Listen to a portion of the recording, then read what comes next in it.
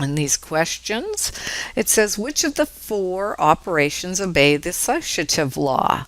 Remember, I talked about this at the beginning, that associative law means what you can do something in any order as long as it includes all the same operations. What two operations does that apply to?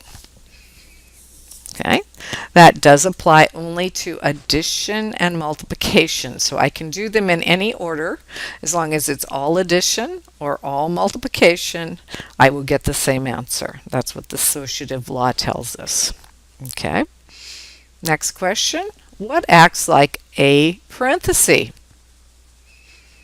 Okay, yes, this one. The only one that works is the fraction bar.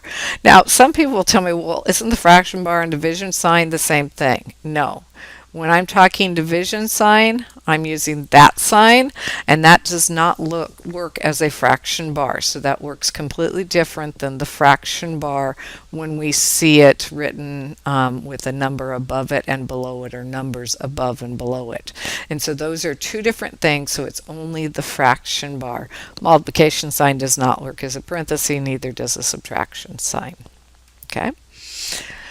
On this, which one would you perform first? This looks kind of like one of the problems we did, in fact. So we would go inside our parenthesis first, and then when we're inside our parenthesis, we have an addition and a multiplication, so we would do our multiplication first, so that means we would do number 4 first.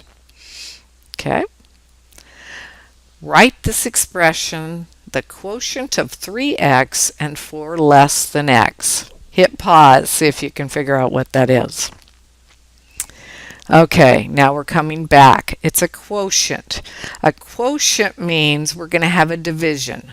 So I'm going to write this out. It's a division. What's it a division of?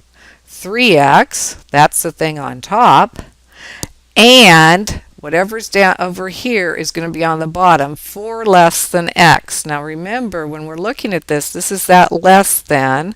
In that less than with subtraction, we reverse what we think, so this would be x minus 4, and so it's going to be the 3x is on top and the x minus 4 is on the bottom, and so it would be number 4. That's a good one for us to think about, how to read those off and what those actually mean as we're reading them. Okay, it's time for you to go ahead and do your activities now. Enjoy.